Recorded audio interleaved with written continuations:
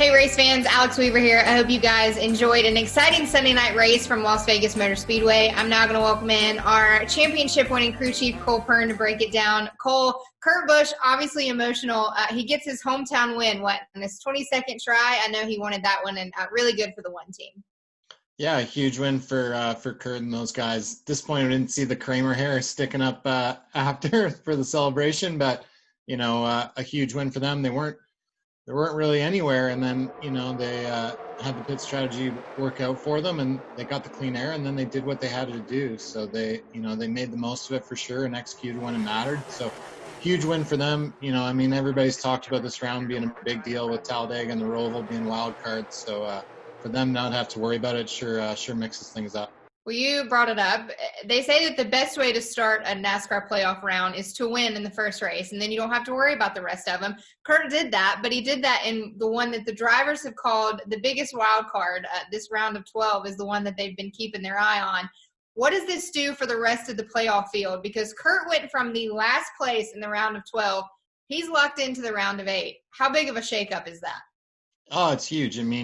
Every time you're in these scenarios, you want the guy with all the playoff points to win. You don't want the guy with no playoff points to win, because that just makes it tighter for everyone else. So definitely messes it up. I think, you hit on it. Everybody, since this schedule came out, everybody's had this round circled as being the wild one. So to get a win for those guys, it's just huge, because, you didn't expect them maybe, to be in that scenario. So definitely everyone around the bubble is going to be a little bit tenser for sure. And man, next week is going to be chaos, no doubt. Let's talk the other side of the Busch brothers, however, because Kyle and Joey, it looked like Kyle might have the car at Vegas, and he might at least uptick his chances, because Kyle's been struggling, everybody knows, in 2020. What happened between him and the 22? Yeah, definitely a racing deal. The restarts are wild with this package. So definitely had a lot to do with that, I think, just close racing. But, they could have each probably given each other a little bit more room there.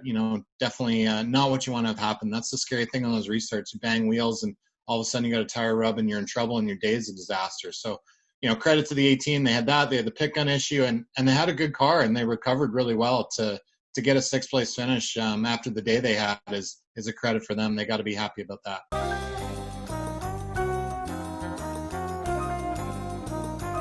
We looked like we might get a career first win for the 21 camp, and he just couldn't pull it out in the end. What is it going to take for Maddie D to get that first win? Yeah, who knows? Definitely that was a good run for them. They were kind of just hanging around the top 10, all night. Made a good he had a good restart earlier to gain some track position, but he just didn't quite have the speed as those top guys. But when the pit cycle got all mangled up and all those top 3 guys kind of got buried in traffic, he did a great job to make the most of it and held off the 11 there at the end, which was huge for them. So I think at this point in his season, he needs every good finish that there is. You're auditioning for a job, so definitely hopefully for him he can get over the hump. But it's going to be a while. Texas really is the next 550 race for something like that to happen, so it'll be interesting how it goes in the next few.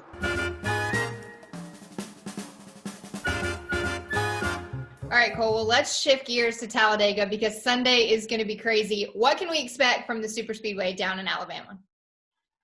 Oh, it's I don't know. These are the ones that kept me up at night. I always wanted to win the first race of the round that Talladega was in, just for this reason, because you never know what's the right thing to do. You never know if it's right to run for stage points and try and give yourself a cushion, or do you ride in the back and make sure you finish and capitalize on other people's failures. So I don't know. It's a tough call for these crew chiefs. I think you just gotta kind of see how your car is. If you got the speed, then you're going to run up front. But we've seen these races be a bit of a manufacturer battle in terms of pit strategy, so it could easily go that way again, and you never know when the cautions are going to fall to shake all that up. So for these guys, the Penske cars are typically the ones that have been strong recently at Talladega, so for them, for their sake, probably have a good day, but man, you never know. It's Talladega for a reason, and that's why we'll all be tuned in to watch. You mentioned the Penske guys. That 12 camp of Ryan Blaney has won at Talladega. Is it going to be a playoff guy that wins, or are you looking at the non-guys who are locked into that round of 12? Yeah, I would say Blaney's definitely in the mix for being a non-playoff round, but then Joey and Brad always seem to be good there as well. So I mean, Harvick, Denny, all those guys seem to randomly pull it out when the speed's there. So it's just kind of a hit and miss. I think, with the way the schedule is, the guys that were good in Daytona stand maybe a better shot to be good in Talladega, but it's still, they're such different places, and handling's not quite the same there as it is at Daytona. So it'll be interesting to watch. But again, I'm glad I'm not there having to deal with it.